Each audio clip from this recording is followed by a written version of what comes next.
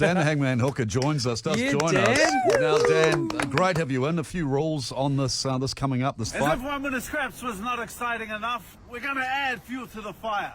So Why for not? the next fight, Why not? the 32 fighters, names will go into the hat, and on the spot, their names will be drawn out randomly and compete straight away. I'm yet to speak to the media in regards to 1 minute scraps. I'm going to give one lucky reporter the chance for an exclusive interview. Message me your name, you will go to Waka's hat, and in 1 week's time, I will draw a winner. And you'll never believe who got drawn out of Waka's hat. Well, we did!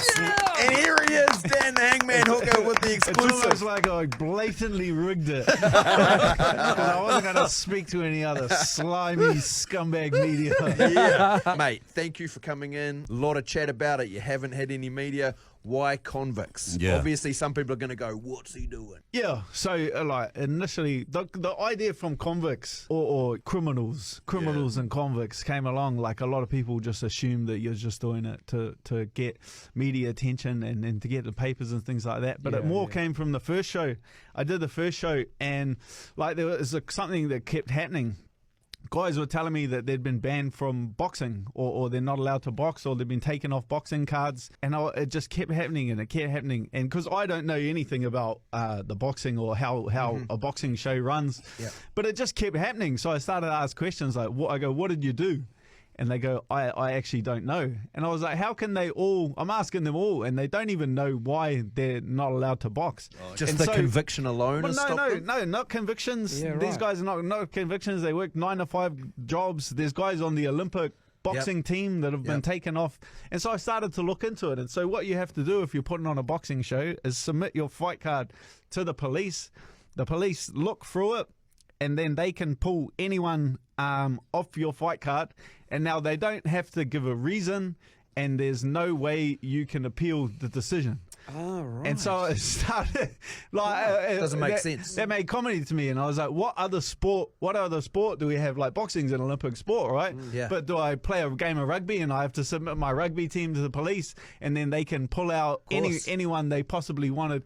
And it's not only that they're pulling them off; it's they're not even giving it a reason. And we can all agree that combat sport or martial arts is a great tool for young men and women that have too much aggression and energy to direct that towards something and get physically fitter and have a goal, and you're taking their ability away to compete.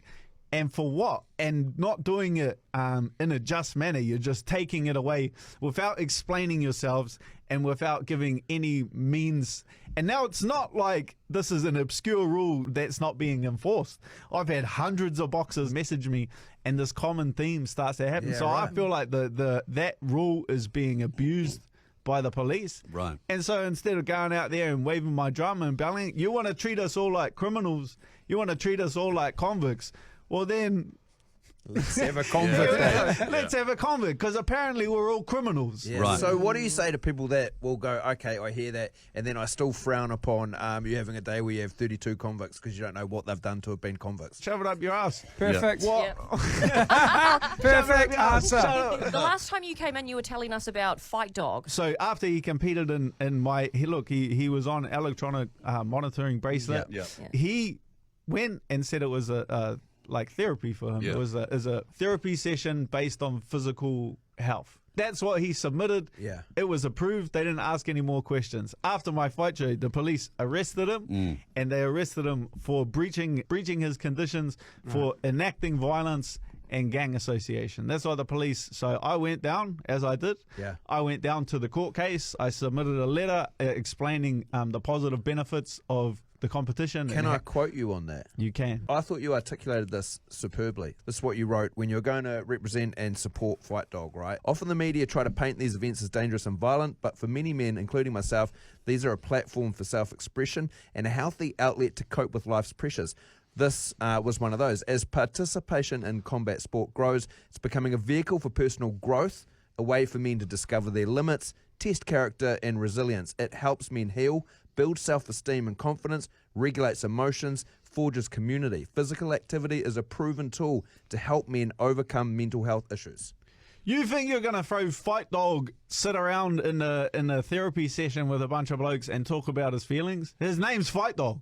Like, he gets out there, he competes. Like, he came, he called me up after and he was like, oh, you know, like, I said, of course I'll back you up. I said, did you feel better after? He's like, that's the best I've felt in a very long time. I said, well, then that's therapy, isn't it? Yeah. So I went down, I wrote my letter, I showed up down in Tauranga at the court, and the judge agreed wholeheartedly with me. Oh, wow. He said that this is no more violent than a game of rugby league. Yeah. So the enacting violence was out for his, and the gang association, he said this is no more gang association than what I approve for church on a Sunday for the Grace Foundation. So he not only the judge let him out. So pretty much the police arrested him, locked him up for a week and a half, put him back in jail for nothing. The judge let him go without breach. It's not like he got breached and has to show up for that. He got absolutely nothing. He got off without a hitch, but he's still like, it's still to prove a point and try to piss me off. They chucked him in jail for a week and a half. The photo of you outside the court with you and Fight Dog and supporters, I did love a couple of the memes that went around that said, I'm going to tell my kids this is D12 with Eminem. The internet's undefeated.